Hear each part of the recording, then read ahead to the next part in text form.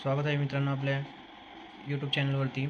आज आपण बघणार आहोत MPSC पूर्व परीक्षा 2023चा गणिताचे क्वेश्चन्स।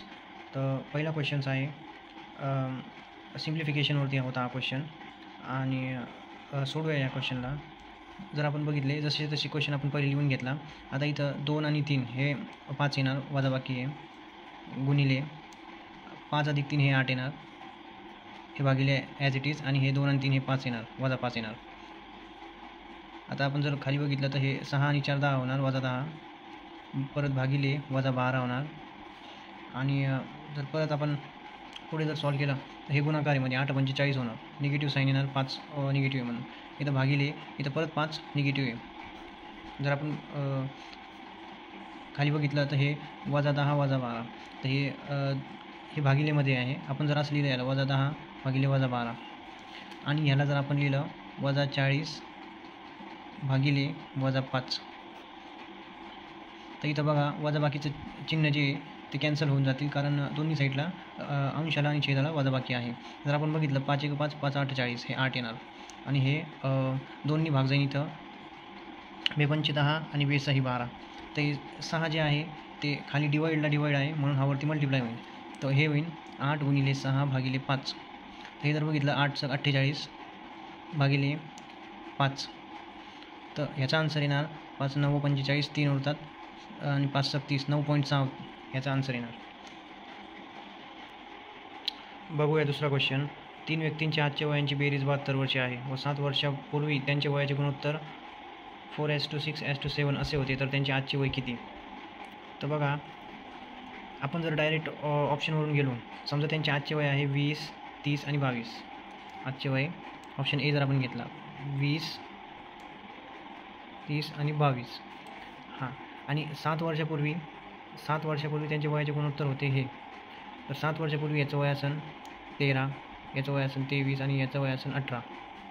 जर आपण बघितलं 7 वर्षापूर्वी त्यांच्या वयाचे गुणोत्तर होते 4:6:7, म्हणजे याला 4ने भाग जायला पाहिजे, याला परत 6 ने, याला 7 ने, तर याला 4ने भाग जात नाही, कोणालाच भाग जात नाही, तर मग हे उत्तर असणार नाही।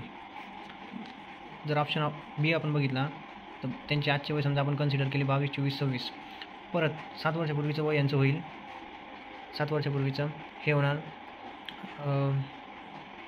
15, हे होणार 7 वर्षापूर्वी 17, आणि हे 7 वर्षापूर्वी 19।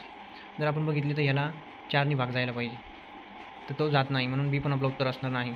जर आपण बघितलं ऑप्शन सी 19 25 आणि 28, 7 वर्षापूर्वी याचं वय असेल 12, याचं वय असेल 18, आणि ह्याचं वय असेल 21, तर याला 4ने भाग जातो, याला 6ने भाग जाईल, आणि याला 7 देखील 7ने भाग जाईल। अशा प्रकारे आपलं उत्तर सी असणार आहे। जर आपण डी पण ऑप्शन ट्राय केला तर आपल्याला ते उत्तर भेटणार नाही, कारण त्यांना पण 7 वर्षापूर्वीच्या गुणोत्तराने भाग जाणार नाही। अशा प्रकारे आपलं उत्तर आहे सी। तिसऱ्या प्रश्नाकडे जाऊया। तिसरा प्रश्न आहे, एका माणसाने बँकेकडून दर 12% सरळ व्याजाने कर्ज घेतली, 3 वर्षानंतर त्याने 5,400 रुपये सरळ व्याज फेडले, तर त्याने घेतलेल्या कर्जाची रक्कम किती? म्हणजेच आपल्याला याच्यात कर्जाची रक्कम म्हणजेच मुद्दल काढायची आहे। तर सरळ व्याजचा फॉर्म्युला आहे सरळ व्याज बरोबर मुद्दल गुणिले मुदत गुणिले दर भागिले 100। तर बघा, सरळ व्याज आहे 5,400, आपल्याला काढायची मुद्दल, त्याला एक्स मानू, मुदत दिलेला आहे 3 वर्षे, आणि दर आहे 12%। जर आपण हे सॉल्व केलं तर आपल्याला फायनल उत्तर भेटेल। हा एकदम सरळ फक्त फॉर्म्युला बेस क्वेश्चन आला होता, आणि आता आपण हे सोडूया। हे 5,400 हे 100 आपण इकडे मल्टिप्लाय करू, परत हे 12 36 इथं डिवाईड होऊन जाईल, आणि एक्स असाच इकडे राहू देऊ या साईडला। तर आता बघा, याला 9ने भाग जाईल, 9 चौक 36, 9 7 54, हे डबल शून्य असेच येणार, तर हे होऊन जाईल 600 गुणिले 100 भागिले 4। तर परत 4ने जर आपण याला भाग दिला 60ला, तर येणार 150 गुणिले 100, तर बघा हे येणार 15,000, 2 3 हे 3 शून्य, हां। तर म्हणजे अशा प्रकारे त्याने घेतलेल्या कर्जाची जी मुद्दल होती ती 15,000 रुपये होती, आणि 15,000 रुपयावरती त्याने 3 वर्षात 5,400 रुपये 12% दराने व्याज फेडले। तर अशा प्रकारे हा गणित सिंपल गणित होता। आता जाऊया प्रश्न 4थ्याकडे। तर बघा, प्रश्न 4था होता, एका माणसाने एका 16,000 रुपये किंमतीच्या यंत्राची किंमत दरवर्षी 5% कमी होते, तर 2 वर्षानंतर त्याची किंमत किती? आता यंत्राची किंमत जी आहे 5% कमी होते, तर आपल्याला घ्यावं लागेल. जर 100मधून आपण 5 वजा केलं तर हे येणार 95%. जर यंत्राची किंमत 5% वाढली असती तर आपण घेतलं असतं 100 अधिक 5 ते झाले असते 105%. तर याने फक्त दिलेल्या किमतीला म्हणजे 95/100 परत दुसऱ्या वर्षी पण त्याच रेटने कमी होणार आहेत. मग आपण 95/100 घेऊ. आता जर आपण हे इक्वेशन सॉल्व केले तर बघा, हे वरचे 3 शून्य आणि हे खाली 3 शून्य कॅन्सल, तर उरणार 16 गुणिले 95 भागिले 10 गुणिले 95. जर आपण हे सॉल्व केलं, इथं जाणार 5नी भाग, 5 दुणे 10 आणि हे 5 19 95. ओके, आणि हे परत 2नी या 16ला भाग जाईल, तर बे 8 16. अशा प्रकारे 8 गुणिले 19 गुणिले 95. जर आपण हे गुणाकार केला तर गुणाकार बघा, तर 19 गुणिले 8, 8 9 72 आणि हे 16 152. तर 152 गुणिले 95. तर बघा, हे जर आपण सॉल्व केलं तर आपलं उत्तर येणार 14,440. 14,440 म्हणजे 2 वर्षानंतर त्या यंत्राची जी किंमत असेल ती 14,440 आणि ऑप्शन सी आपलं उत्तर असेल. ओके, जाऊया चौथ्या प्रश्नाकडे. तर बघा, प्रश्न 5वा आहे. आगगाडीचे प्रवास भाडे 20% वाढविले, पुन्हा सलग 2 महिन्यात 10% व 25% वाढविले, तर सुरुवातीच्या प्रवास भाड्यात एकूण किती टक्क्यांनी वाढ झाली? जर आपण बघितलं, सुरुवातीचा प्रवास भाडा आपण घेऊ 100 रुपये. सुरुवातीचे 100 रुपये, तर ते 20% वाढविले आहे. तर 20% जर वाढविले तर आपण घेऊ इथं 120 भागिले 100. परत सलग 2 महिन्यात 10% व 25% वाढविले, तर सलग 2 महिन्यात 10% म्हणजे 110 भागिले 100 आणि परत 25% म्हणजे 125 भागिले 100. तर इथं बघा, आपण 120 कसे घेतले, तर आगगाडीचे प्रवास भाडे सुरुवातीला 20% वाढवले, तर म्हणजे आपण घेतला 100 + 20 ते झाले 120. 120% असे इथे आपण घेतले. आणि इथेच पण तसेच 110% आणि 125%. जर आपण हे प्रवास भाडे काढले तर आपल्याला लगेच फायनल उत्तर कळेल. तर बघा, हे 100 कॅन्सल. परत इक्वेशन बघा, आता 120 गुणिले 110 भागिले 100 गुणिले 125 भागिले 100.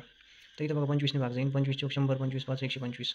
इथं 1 0 कॅन्सल, हा 1 0, परत हा 1 0 कॅन्सल. तर हे होईल 12 गुणिले 11 गुणिले 5 भागिले 4.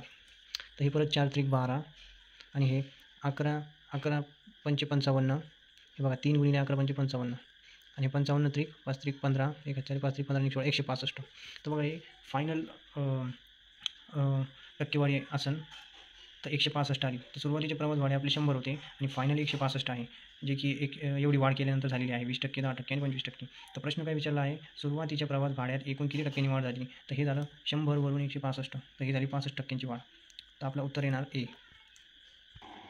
प्रश्न 6वा जर आपण बघितला तर हा एक लेंदी क्वेश्चन होता, टफ होता थोडासा. बघा, हा सरासरीवर आधारित क्वेश्चन आहे. जर आपण बघितलं, एक फलंदाज 19व्या डावात 98 धावा करतो आणि त्यामुळे त्याची सरासरी 4ने वाढते, तर 19व्या डावानंतर त्याची सरासरी किती?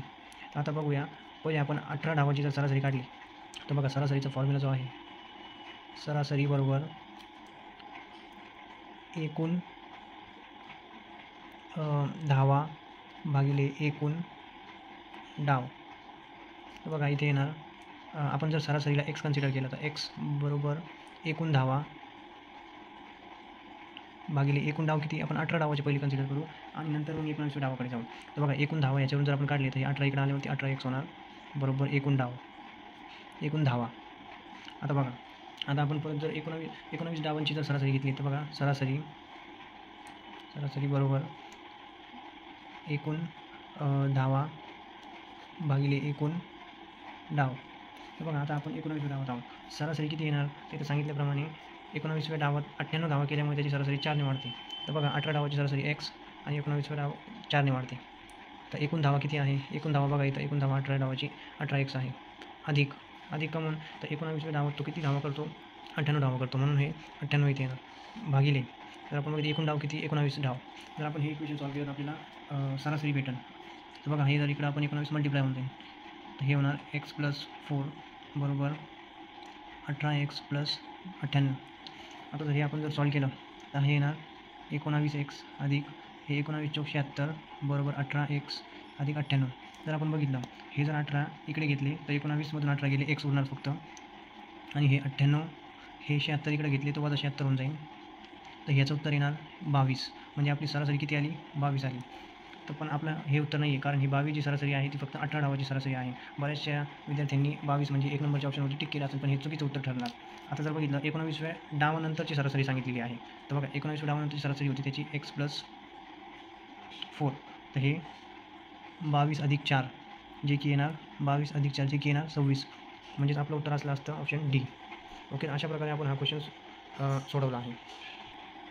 जाऊया 7व्या क्वेश्चनकडे. तर बघा क्वेश्चन आहे वर्तुळावर होता हा क्वेश्चन. एका वर्तुळाचे क्षेत्रफळ हे 3 सेंटीमीटर, 4 सेंटीमीटर आणि 12 सेंटीमीटर त्रिज्या असणाऱ्या 3 वर्तुळांच्या क्षेत्रफळांचे बेरीज इतके असेल तर त्या वर्तुळाची त्रिज्या किती? तर बघा इथे एरिया दिलेला आहे वर्तुळाचा. तर तो एरिया जो आहे मोठा वर्तुळ बरोबर आहे लहान वर्तुळ जर आपण घेतले A1 हे त्यांचा एरिया आहे, A1 A2 आणि A3 यांची बेरीज एवढी आहे. आता बघा वर्तुळाचे क्षेत्रफळ काय असेल πr². हा मोठा सर्कल आहे म्हणून त्याचा आपण कॅपिटल R घेतला. तसेच लहान याचे आपण घेऊ r1² ही रेडियस आहे प्लस πr2² प्लस πr3². जर आपण बघितलं इथे तर पाय कॉमन आहे याच्यात, म्हणजेच आपण घेऊ r1² plus r2² plus r3² आणि हा πr². तर इथं पाय कॅन्सल होऊन जाईल आणि त्रिज्या जी येणार r² बरोबर हे r1 r2 r3. इथं रेडियस किती आहे पहिले वर्तुळाची 3, दुसऱ्याची 4 आणि तिसऱ्याची 12. जर आपण हे बघितलं 3² 4² आणि हे 12². तर याचं पुढे होणार 9 16 आणि 12² 144 हे येणार आपली रेडियस. म्हणजेच हे r² बरोबर येणार 16 9 हे 25 अधिक 144 हे 169. म्हणजेच r बरोबर येणार 169चा घनमूळ आहे 13. म्हणजे 13 सेंटीमीटर हे मोठे सर्कलची जी रेडियस असेल ती 13 सेंटीमीटर. म्हणजे ऑप्शन सी आपलं उत्तर असणार.